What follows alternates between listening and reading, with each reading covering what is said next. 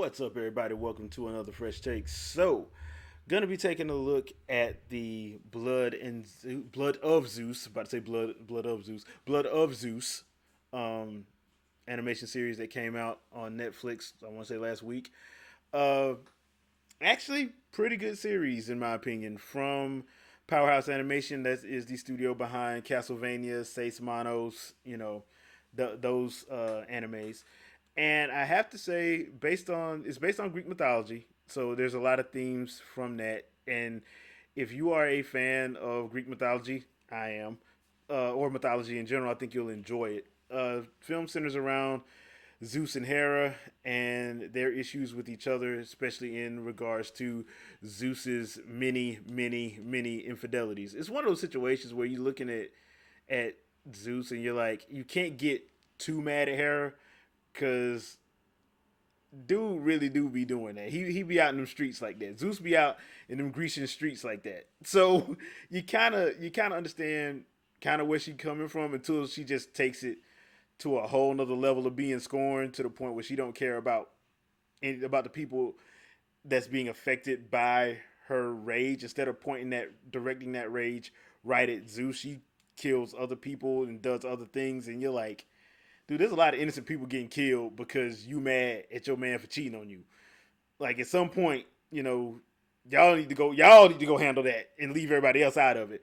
But um that's one of the main points of the story. The other one is of building up this Greek hero called Heron, who's one of Zeus's kids, who is a bastard, of course, and his half brother Seraphim, and the tragedy that befell their upbringing and family. It's actually a very interesting story, but like I said, once again, it's Greek mythology.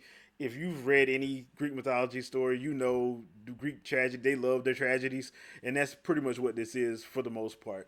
Um, from an animation standpoint, the animation Powerhouse Animation has been getting better and better and better and better.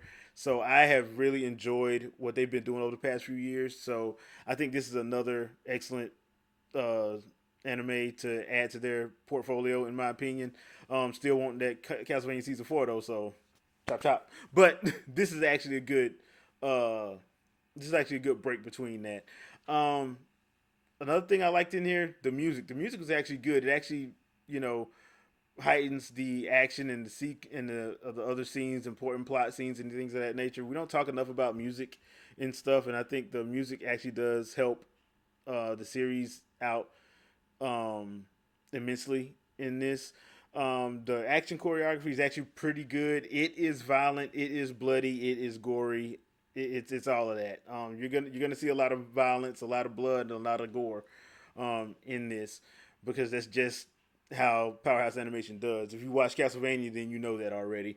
Uh, so some of the things that I didn't like, well, one of the things that I didn't like, I don't think we spent enough time with some of the plot threads. I think it could have used a couple more episodes just to tie some things up. There's a couple of gods and goddesses that we do not get to see. There's one in particular that I was thinking was gonna show up, but he doesn't show up until the last 2 minutes of the last episode, and I'm like, that's odd that they kept him out. But if they get a season two, they set up something with that particular god. I'm like, okay, I can see moving forward how this could work. But that's one of those things. It's just I think sometimes I think Netflix gets it right with the amount of episodes. Sometimes I think depending on the series, it could use a couple extra episodes. This is one of those ones I think it could have used a couple extra episodes just to like help the story a little bit with certain plot points and certain plot threads. Other than that, I really enjoyed myself with this. I thought it was done very well for the most part. For parents, like I said before, this is violent. It's bloody. It's gore filled. And that's just what it is. It is a Greek tragedy. So while there are some uh, fun points in it, they're mostly very serious. There is some levity. Two characters especially bring it, and I thought it was fun. When they introduced those characters in the back half of the season, I thought it actually they helped elevate the episodes because they came in at the right time because they were given a little bit of comic relief. If they do get a season two, those two characters need to be in there more often, and they need to be to help balance out the violence and stuff because that was one of the things that kind of threw me off because there wasn't a good balance between the violence and the levity. That's one thing they can actually improve upon, in my opinion. The episodes are between 20 and 40 minutes. I think the longest episode is about 37, 38 minutes. The shortest episode is about 23. So it's about average for animation. So nothing too strenuous or too crazy. If I had to give this a rating, I would probably give it like a matinee type rating because I think it's good. I just think it needed a couple more episodes to flesh out the story. I think it could have used um, a little bit more levity to balance out the violence and go in the first half of the season. But I'm looking forward to season two if they get one. Hopefully they get one because I'm looking forward to it if they do. But yeah, it's a pretty good series, especially if you're a fan of Greek mythology and mythology in general. I think you can like it, and if you're a fan of anime and animation, I think you'll like it as well. So leave a comment. Let me know what you guys think. Have you watched it? What do you think? What are your thoughts? Let's talk about it in the comments, and I'll see you guys on the next vid.